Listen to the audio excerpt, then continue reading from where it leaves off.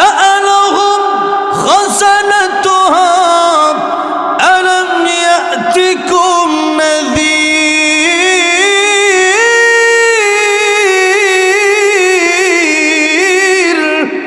قالوا بلى قد جاءنا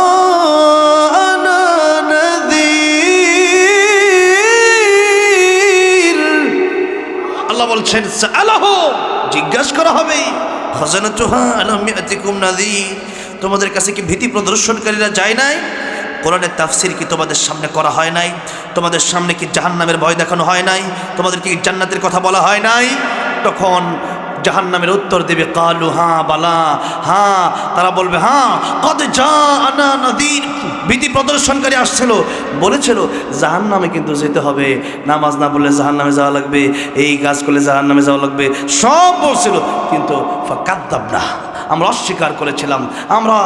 আমরা বলছিলাম যে এই হুজুরের কথা, এটা শুনলে কি এটা হইলে কি কোটি কোটি হওয়া যাবে, এটা শুনে কি পাঁচতারা বাড়ি খাওয়া যাবে, এমপি মন্ত্রী হওয়া যাবে, হ্যাঁ দরকার নেই, এটা শুনলে কি ওয়াজের জায়গায় ওয়াজ থাক, আর আঙ্গুর জায়গায় আমরা এই যে চিন্তা করছিলাম, গাফলতি করছিলাম। এরপরে আল্লাহ রাব্বুল আলামিন বলেন, তখন মানুষ সূরা মুলকের প্রথম পৃষ্ঠার একেবারে শেষ লাইনে আল্লাহ বলছেন, তখন মানুষ আফসোস করে বলবেন وقالوا لو كنا نسمع أو نعقل ما كنا في أصحاب السعير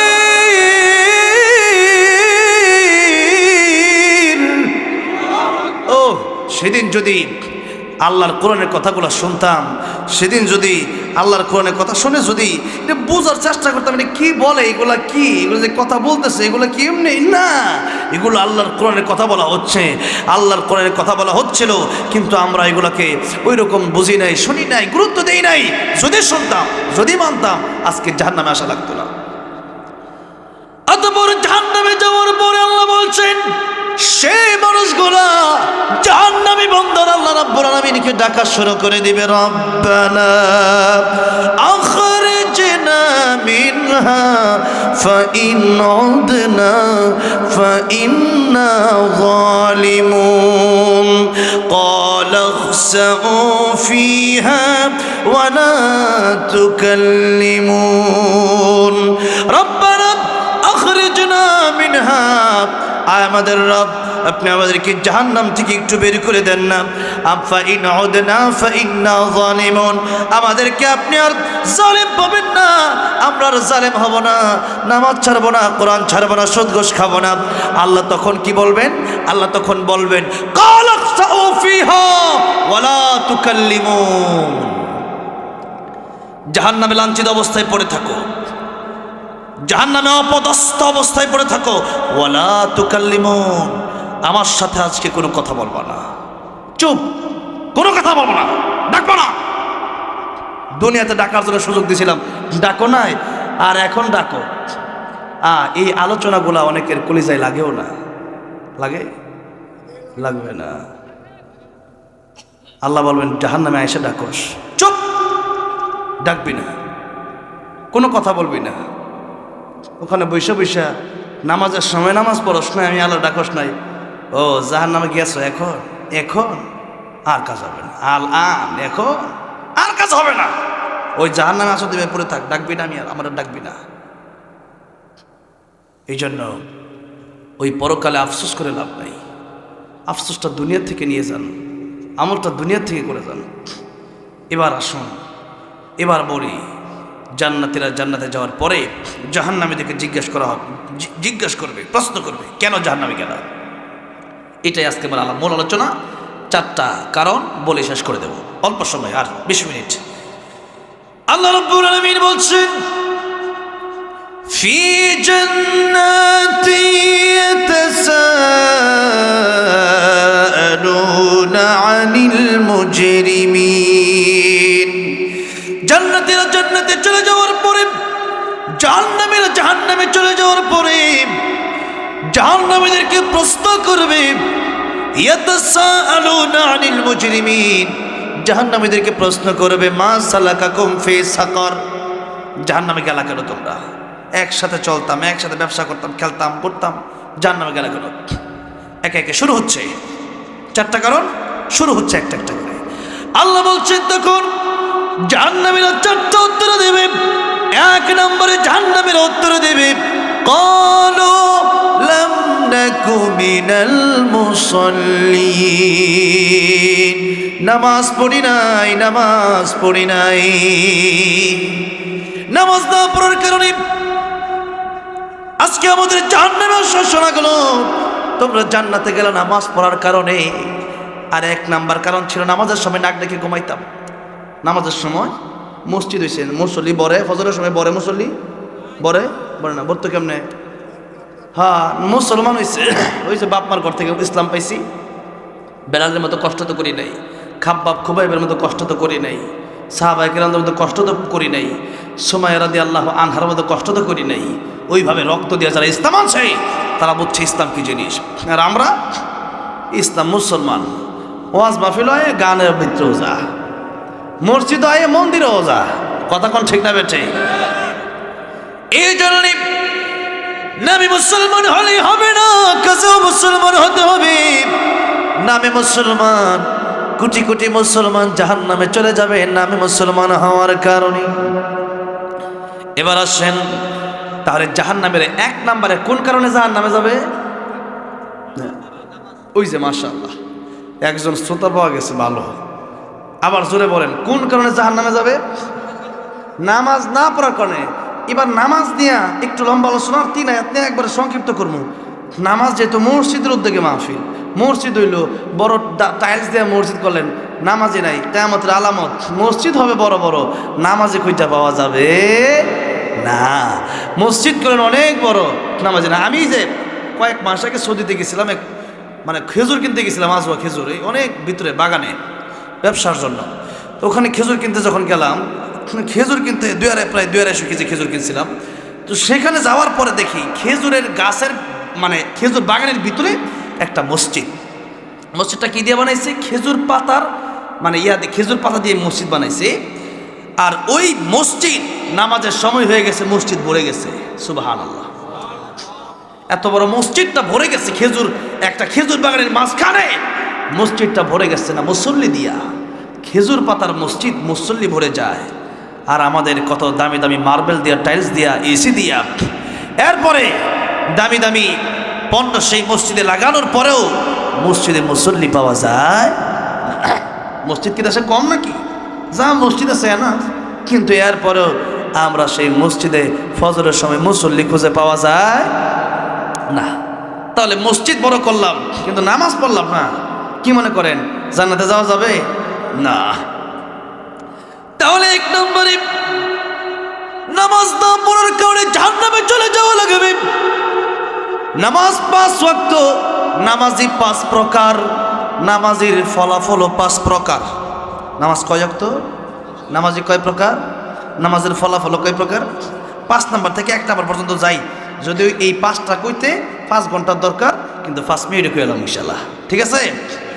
5 নম্বর ওই নামাজি, যেই নামাজি 5 ওয়াক্ত নামাজ পড়ে না, সে কেবলমাত্র সাপ্তাহিক মুসল্লি, মাসিক মুসল্লি, বাৎসরিক মুসল্লি। 5 ওয়াক্ত না, 4 ওয়াক্ত পড়লো, 1 ওয়াক্ত পড়লো না, জাহান্নামে চলে যাবে।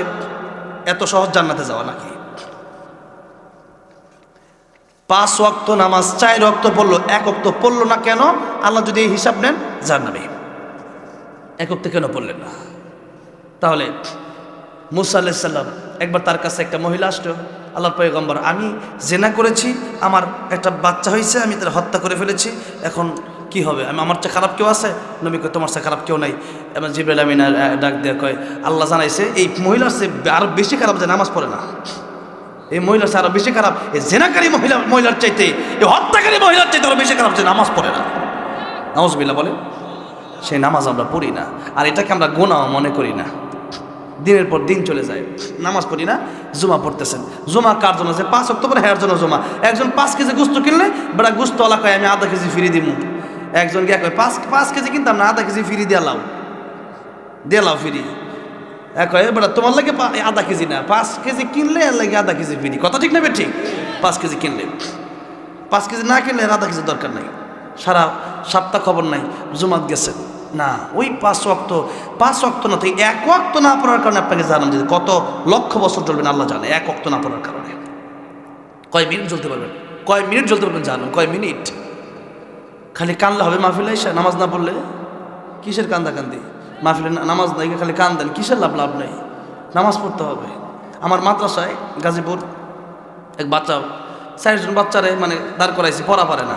তো আমি বললাম তুই এবার মা আইসি, আমি বললাম হ্যাঁ পড়া পারে না, আমাকে মাদ্রাসা আমরা মারি না, আর মারিও না, আবার পড়া না পারলে ওই নামাজ লয়ে যান, 10,000 টাকা বেতন, 10,000 টাকা লাগতো না, অন্য মাছ লয়ে যান, পড়া না পড়লে দরকার নেই। পরে এর মা কান্দাছে, হুজুর আমি কি করবো, সেরাও কান্দাছে মার লগে লগে। আমি কই কান্দো খেলি গিয়া, হুজুর পড়া পাই না, পড়া তো ক্লাস টাইমে পড়ো না, কান্দলে লাভ আছে? পড়ার টাইমে পড়ো না, কান্দো খেলি গিয়া, তাহলে পড়বা কান্দো না, কান্দা বাদ দিয়ে পড়ার সময় পড়বা। পরে খুচুরে কইছে রাইতে একবারে লগে লইলে একবারে সবক শিখাইবেন। এখন পড়ার সময় পড়ে না আর খালি কান্দাছে, হ্যাঁ কানলে লাভ আছে? পড়ার সময় পড়ুন লাগবো, এরপরে কানলে লাভ আছে? পড়ে না, খালি কান্দে। তাহলে পড়া হইব, হাফেজ হইতে পারবো? হারা বছরে 3 ফাটা পড়ছে, হাফেজ হইব কেমনে? কবে হাফেজ হইব? হারা বছর 3 ফাটা পড়ছো, তোমার লগে 14 ফাটা পড়া লাগছে, তুমি হাফেজ হইবা কেমনে? কানলা বাসন তো পড়ো না, মাগরিবের পরে বইয়া খালি খালি গোদাগতি করো। এই যে অবস্থা দেখেন, তাহলে এই জন্য নামাজ পড়ি নাই। আর কাল লাগবে কেন? আপনি নামাজ এসে উঠলেন না কেন? এটা পরীক্ষার হল, পরীক্ষার হলে গিয়া আপনি কানলেন, কি নাম্বার দিব? খালি পৃষ্ঠা খালি, স্যার নাম্বার দিয়ে দিন, স্যার কিচ্ছু পারি না, স্যার কেউ পড়াশোনা বললি না খেলে গিয়া, কথা ঠিক না বেঠি? হ্যাঁ, আপনি 5টা প্রশ্ন আছে 3টা, আপনি কমপক্ষে কষ্ট করে 1টা প্রশ্ন 2টা প্রশ্ন তো লেখছেন, স্যার এগুলো না কমপক্ষে 2টা লেখছে, নাম্বারটা একটু বাড়ায় দিই, 60 পাওয়ার কথা, যা 70 দিয়ে দিই, কথা ঠিক না বেঠি? কিচ্ছুই করলে নামাজে পড়েন না, আরে খালি কান্দেন, কিসের কান্দা? নামাজ পড়তে হবে, সেই কান্দার লাভ নেই, নামাজ পড়তে হবে।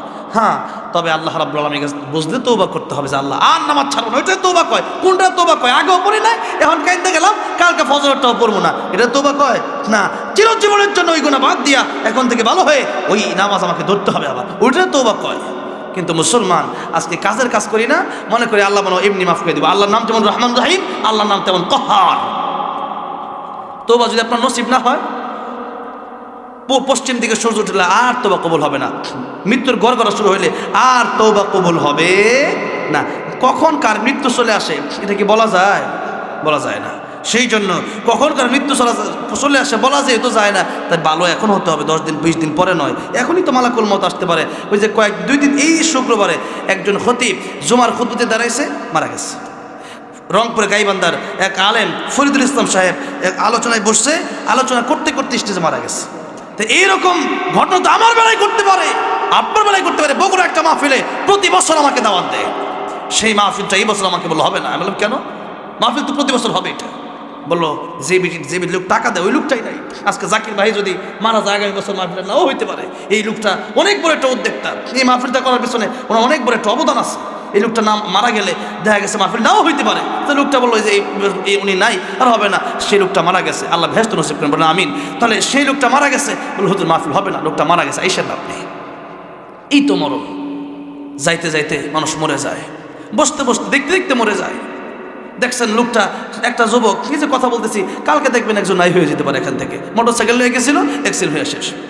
এরকম দুনিয়াটা, এটা এমনই দুনিয়া। আপনার সামনে আসতে আসতে দেখলাম একটা লাশ আমার গাড়ির সামনে দিয়ে নিয়ে যাচ্ছে, সেই নারায়ণ মদনপুরে। এই তো দুনিয়া।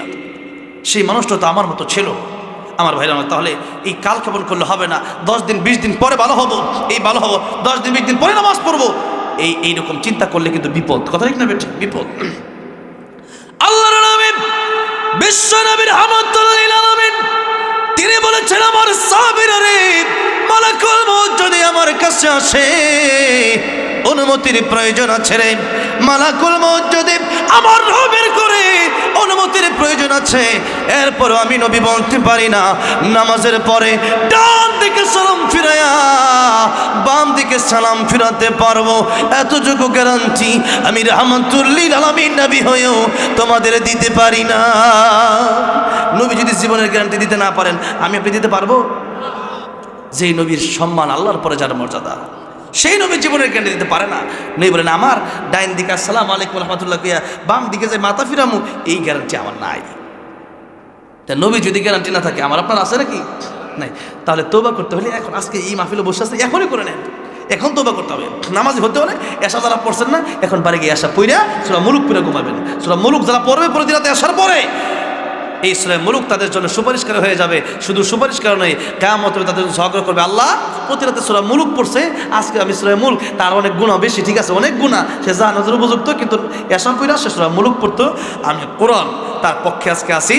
আল কোরআন হুজ্জাতুল লাকা ওয়া আলাইকা, আল্লাহ আজকে তারে মাফ না করলে আমি কোরআন খুশি হব না। আল্লাহ বলবেন, আমি কোরআন, ও কোরআন তুই তো আমার কালাম, তুই গায়রে মাখলুক কালামুল্লাহ, আমি তোরে খুশি করবই করব, তারে জান্নাতে দিয়েই তোরে খুশি করব। যার কোরআন তোর সুপারিশ মঞ্জুর করে এই গুনাহগার বান্দাটাকে আমি আল্লাহ মাফ করে সূরা মুলক পড়ার কারণে আমি তাকে জান্নাতে দিয়ে দিলাম।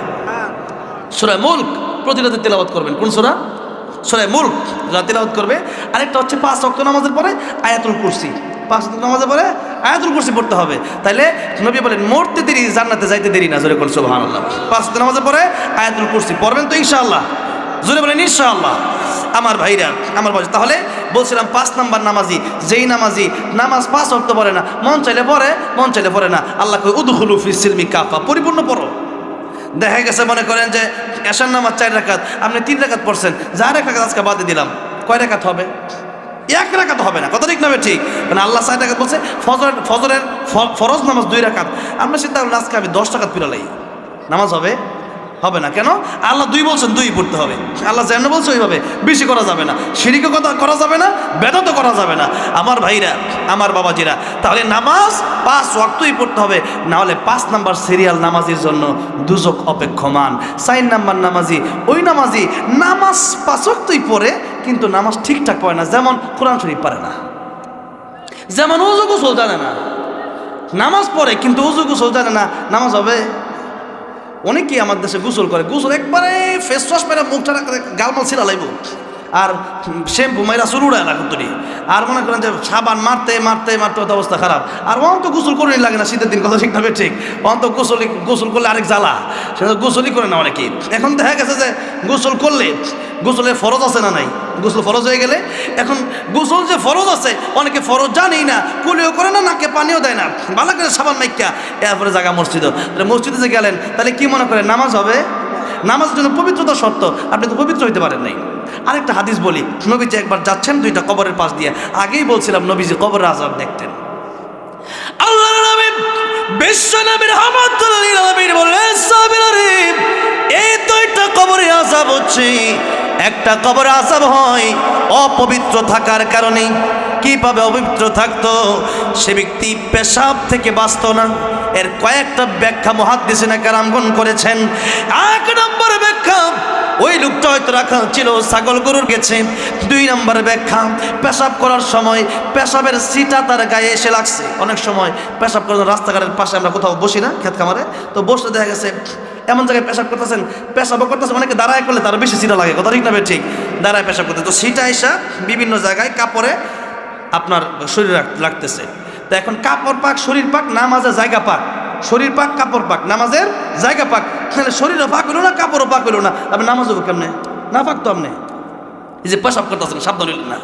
আল্লাহর নবী বলেন, এই ছোট্ট বিষয়টা পেশাব থেকে না বাঁচার কারণে মানুষ মনে করে বিষয়টা খুবই ছোট্ট, কিন্তু কবরের সবচেয়ে ভয়ঙ্কর আযাব হবে নি। কবরের সবচেয়ে ভয়ঙ্কর আযাব তাদের হবে যারা পেশাব থেকে বাঁচলো না। পেশাব করার পরে 1 নাম্বার ব্যাখ্যা হইল, 3টা ব্যাখ্যার কথা বলছেন। 1 নাম্বার ব্যাখ্যা হইল, পেশাব করার পরে পানিও নেয় না, টিস্যুও নেয় না, পেশাব এক জায়গায় করলো তো শেষ, এভাবেই আবার কাপড় পরা সিন মেরা গেল গা, এই যে গেলেন গা। আপনার নবী বলতেছেন, এই পেশাব মানে পুরুষের পেশাব করার পরে 1 মিনিট 1.5 মিনিট পেশাব বেরোতে থাকে। কথা বোঝেন নেই? টিস্যু নিয়ে দেখেন 12 কি 12 না, তো 1 মিনিট 1.5 মিনিট পুরুষের পেশাব বেরোতে থাকে, পুরুষ বের হয়। এখন কারো 1 মিনিট, কারো 30 সেকেন্ড, কারো যার যতক্ষণ, এটা একটা আপনি বুঝতে পারবেন যে কতক্ষণ বের হচ্ছে। আপনি যখন বুঝতে পারবেন তখন এই টিস্যুটা আপনাকে ততক্ষণ নিতে হবে। আর যদি না নেন, ওই পেশাবটা বের হয়ে আপনার অনেক সময় শরীর কাপড় নাপাক হয়ে যায়। এই ঢিলাকুলুপ না নেওয়ার কারণেও মানুষ অপবিত্র হয়। নবী বলেন, একটা কবরে আযাব হচ্ছে এই অপবিত্র থাকার কারণে, পেশাব কইরা পানি না লওয়ার কারণে, পেশাব কইরা ঢিলাকুলুপ না লওয়ার কারণে, পেশাবের সিধা থেকে না বাঁচার কারণে। আরেকটা কবরে আযাব হচ্ছে চুগলখড়ি করার কারণে। একজনের কথা আরেকজনের, হের কথা আরেকজনের লাগাইয়া সমাজের ভিতরে একটা ফেতনা মারামারি তৈরি করে এমন কিছু লোক আছে না নাই? এদের কবরের সবচেয়ে ভয়ঙ্কর আযাবটা হবে। কারণ এদের কারণে দেশের সমাজে 10 জন মানুষ শান্তিতে থাকতে পারে না, কথা ঠিক না বেঠে? এই সমস্ত একজন হইলেও যথেষ্ট, বাগান নষ্ট করার জন্য একজন একটা হুতুম পেঁচাই যথেষ্ট। বিভিন্ন জায়গায় হুতুম পেঁচা বসে গেছে, ফুল বাগানের অবস্থা কি হবে আল্লাহ জানে। আল্লামা সাইদি বলছিলেন সেজন্য এরকম লোক অভাব নাই। সেজন্য আমাদেরকে এই গুণাগুলো ছেড়ে দিতে হবে, তাহলে অপবিত্র হয়ে নামাজে গেলে গোসল ঠিক না করে নামাজে গেলে নামাজ হবে না। আরেকটা হইলো, আরেকটা প্রশ্ন সংক্ষেপ করতে চাচ্ছি। বলছিলাম যে এই ওয়াজ অনেক বড় ওয়াজ, অনেক লম্বা ওয়াজ। এখন দেখা গেছে যে এই নামাজ ভঙ্গের কারণ কয়টা? 19টা। এই 19টার ভিতরে প্রথমটা কি? নামাজে অশুদ্ধ পড়া। জানেন না কিন্তু কি নামাজ অশুদ্ধ পড়া? নামাজের কোরআন শরীফ যারা অশুদ্ধ পড়বো, আলহামদুর জায়গায় হামদু পড়বো, আলামিনের জায়গায় আলামিন পড়বো, নামাজ ফাসেদ লাহানে জলি হলে নামাজ হয় না। আর বলেন এবার কয়জন কোরআন তেলাওয়াত শুদ্ধ করে পড়তে পারেন? নামাজ পড়তেছেন 80 বছর, কিন্তু যদি কোরআন তেলাওয়াত শুদ্ধ না হয়, কোরআন যদি না শিখতে পারেন, অনেকে কোরআন শরীফ পারে না, অনেকে দেখেও কোরআন শরীফ পড়তে পারে না। তাহলে বলেন এই অবস্থা যদি হয় নামাজ হবে? নামাজ হবে না। আমার ভাইরা, আমার বাবা, যা তাহলে 4 নম্বরে নামাজ হয় নামাজি যেই নামাজ পড়লো কিন্তু ঠিকঠাক নামাজ পড়লো না, নামাজের ভিতরে দাঁড়াইছে, দেহ আছে মসজিদে কিন্তু মন আছে তার বাড়িতে। বুঝেন নাই? দেহ আছে মসজিদে, মন আছে কই? তাইলে খুশুর সাথে নামাজ হলো। খুশু মানে কি? দেহ মন দুইটাই থাকতে হবে কোথায়? মসজিদে, নামাজের ভিতরে। আল্লাহ নাই বলেন নামাজ কেমনে পড়বা? তুমি আল্লাহরে দেখতেছো, আল্লাহ তোমারে দেখতেছেন। আর তুমি যদি আল্লাহরে নাও দেখো, মনে রাখবা আমার আল্লাহ রাব্বুল আলামিন কিন্তু তোমার দেখতেছেন। আল্লাহ দেখতেছেন এটা মনে করে নামাজ পড়ো। যে ব্যক্তি নামাজ পড়ে কিন্তু পুরো নামাজটার ভিতরেই তার নামাজের ভিতরে মনোযোগ ছিল না, সেই নামাজও হবে না, নামাজটা কবুল হবে না। নামাজটা তাড়াহুড়া করে আমরা নামাজ পড়ি, 4 মিনিট লাগে না 4 রাকাত নামাজ পড়তে, কথা ঠিক না বেঠি? গরিব দিকে তাকায় দেখবেন 2 মিনিটে 4 রাকাত শেষ, ঠিক না? আর আল্লাহ নবী 4 রাকাত 8 রাকাত নামাজ পড়তেন, নবীজির পা মোবারক ফুলে যেত। আম্মা জানা আয়েশা রাসূল এত লম্বা সময়, আম্মা জানা আয়েশা বলেন আমি নবীর এত লম্বা সেজদা দিতাম, আমি ভাবছি নবী মনে হয় মারা গেছে। পরে নবীর এই পায়ের পিছনে চিমড়ি দিতাম, গেতাম নবী আছে কিনা, তখন নবী ফাউলা রাইতো, তখন বুঝতাম যে না নবী মরে নাই, নবী বাচ্চা আছে। কিন্তু সেজদাটা অনেক লম্বা, মানে কত লম্বা সেজদা দিত। আর আমরা সবাই বলে তাহলে জায়গায় এই তুই কয় রাকাত পড়ছ নামাজ? আমি পড়ছি 10 টাকা, বাট আমি 20 টাকা পড়ছি। তা আল্লাহ কই নারায়ণগঞ্জের রাঙ্গার স্বামী মুসলমান সাহেব একদিন দিয়ে কইতাছে আমরা 70-80 করে তাহাজ্জুদ পড়ি, 70-80 করে তাহাজ্জুদে পড়েন। আল্লাহ কয় না আকসারু আমালা, আল্লাহ বলছে আহসানু আমালা। 70-80 রাকাত না, 2 রাকাত পড়ো কিন্তু ভালো করে পড়ো, 2 রাকাত করে কিন্তু ভালো করে পড়ো। আমার ভাইরা, আমার বাবা যা, তাহলে দেখেন নামাজ পড়তেছেন কিন্তু মনোযোগ নাই, নামাজ তাহলে বিপদ, জাহান্নাম রেডি। আর 3 নম্বরে নামাজে ওই নামাজ থেকে বারবার মন চলে যায়, কিন্তু সে ব্যক্তি আবার মনকে ফিরাই আনে। মনে রে কার সামনে দাঁড়াইছ? কোনো চেয়ারম্যান মেম্বার না, এমপি মন্ত্রী না, তোরা যে সৃষ্টি করছে সে আল্লাহর সামনে দাঁড়াইছ। কই যাস গা মন? আল্লাহর সামনে খারাপ। তখন দেহ আল্লাহর সামনে, মন আল্লাহর সামনে। আবার মন গেছে গা সিঙ্গাপুর। আরে কয়দিন আগে সিঙ্গাপুরে থাইকাছিলাম রে, কি সুন্দর হোটেলটা। এখন আবার মন গেছে গা মনে করেন এই মদনপুর, আবার মন গেছে গা মনে করেন বন্দর। আরে বাজারে কি জানি হইতেছে রে, আবার মনে লয়ে পড়ছেন আরে আমি নামাজও আছি, খুব খালি মনে। এই বারবার যখন আপনি যুদ্ধ করবেন নফসের সাথে, এইরকম নামাজের জন্য আল্লাহ জান্নাতের ব্যবস্থা রেখেছেন। জোরে করে সুবহানাল্লাহ। এই নামাজি 3 নম্বর নামাজি এরকম আল্লাহ আমরা দেখতেছেন, এই চিন্তা করতে করতে এক সময় 2 নম্বর নামাজি হয়ে যায়। 2 নম্বর নামাজি কোন নামাজি? যেই নামাজি নামাজের সময় একাগ্র চিত্তে দাঁড়ায় গেছে, সেই ব্যক্তি একবার মাসি বসে কিন্তু সে এটা মারামারি করে না। সে দেখা গেছে নামাজের ভিতরে এত ধ্যান জ্ঞান, নামাজের ভিতরে এত মনোযোগ যে সে জানতেছে আমার আল্লাহ আমরা দেখতেছে। আর যখন নামাজি মনে করবে যে আমার আল্লাহ আমরা দেখতেছে, এই নামাজ ইন্নাস সালাতা তানহা আনিল ফাহশাই ওয়াল মুনকার, নামাজ মানুষকে মন্দ কাজ থেকে, অশ্লীল কাজ থেকে বাঁচায় দেয়। কোন নামাজ? ওই নামাজ যেই নামাজ মানুষকে আল্লাহর ভয় শিখায়। যেই সময় মানুষ নামাজের ভিতরে পাবো আমার আল্লাহ দেখতেছে, নামাজের বাইরে কেউ চিন্তা করবে আমারে কেউ দেখে না, দেখে তো আমার আল্লাহ, কথা ঠিক না বেঠে? কেউ যেটা দেখে না দেখে কে? কেউ যেটা শোনে না শোনে কে? আল্লাহ। তো এখন এই চিন্তা যদি একবার চলে আসে, র্যাব লাগবো না, আর্মি লাগবো না, বিডিআর লাগবো না, পুলিশ লাগবো না, মানুষ এমনি ভালো হয়ে যাবো যখন তার ভিতরে আল্লাহর ভয় চলে আসবে। আমার কেউ দেখবে না, আমি যদি চুরি ডাকাতি মিথ্যা, আমি যদি গুনাহ করি আমার কেউ দেখবে না, আমার আল্লাহ তো আমার দেখবেন না, আমি আমার আল্লাহরে ভয় পাই, কিয়ামতের মধ্যে কি জবাব দেব? এই চিন্তা করে লোকটা ভালো হয়ে যাবে। তাহলে আল্লাহর ভয় যদি অন্তরে থাকে, এই লোকটার গুনাহ করতে পারে যেমন আমিরুল মুমিনিন খলিফাতুল মুসলিমিন ওমর রাদিয়াল্লাহু আনহু তিনি যাচ্ছেন মরুভূমি দিয়ে, এবার দেখলেন একটা রাখাল ছাগল চড়াচ্ছে। আমিরুল মুমিনিনের ক্ষুধা লেগেছে, তিনি বললেন রাখাল একটু দুধ কি আমার দেওয়া যায়? রাখাল বলল না, আমার মালিকের ছাগল, আমি তো চাকর, রাখাল, চাকরি করি।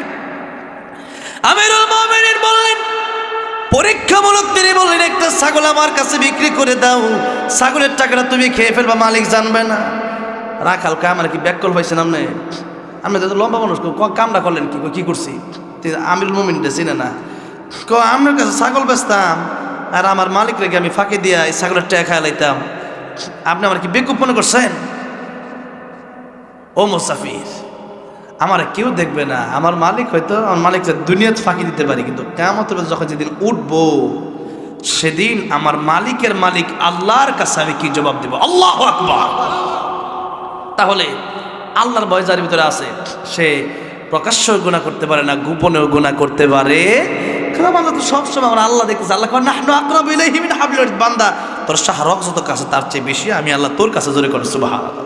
মৌসুম ভিত্তিক আলোচনা করা সুন্নত, সেই জন্য মৌসুম ভিত্তিক আলোচনা একটু সময় করে নিলাম, আধা ঘন্টার মতো করলাম। এবার আসুন, আমি যে আয়াতে কারিমা তেলাওয়াত করেছি, কয়েকখানা আয়াতে কারিমা আমি খুতবার শুরুতে পড়েছিলাম সূরাতুল মুদ্দাসসির থেকে। এই কয়েকখানা আয়াতে কারিমা নিয়ে সংক্ষিপ্ত বিষয় 4টা বিষয় নিয়ে আলোচনা হবে। এই 4টা বিষয়, এক একটা বিষয় 10 মিনিট করে হলে 4টা বিষয় 40 মিনিট, ঠিক আছে না ইনশাআল্লাহ? এই 40 মিনিট সময় দেওয়া যাবে তো ইনশাআল্লাহ? শেষ পর্যন্ত থাকবেন কারা কারা দেখি তো একটু হাত উঠান তো। লিল্লাহি তাকবীর, নারায়ে তাকবীর। কোরআন আছে যেখানে, কোরআন সুন্নাত যেখানে, লিল্লাহি তাকবীর। হাত নামান, আল্লাহ কবুল করেন। আমার ভাইরা, আমার বাবাজিরা, আল্লাহ বলছেন জান্নাতীরা যখন জান্নাতে চলে যাবে, জাহান্নামীরা যখন জাহান্নামে চলে যাবে, আমাদের মৃত্যুর পরে আমাদের ফয়সালা আল্লাহ 2টা গ্রুপ করে দিবেন। কবরে যাওয়ার পরে গ্রুপ হবে 2টা, হাসরের ময়দানে গ্রুপ হবে 2টা।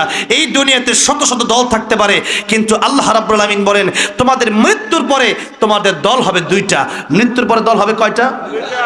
একটা হবে আল্লাহর দল, একটা হবে শয়তানের দল। একটা হবে উলাইকা হিজবুল্লাহ, একটা হলো উলাইকা হিজবুশ শাইতান।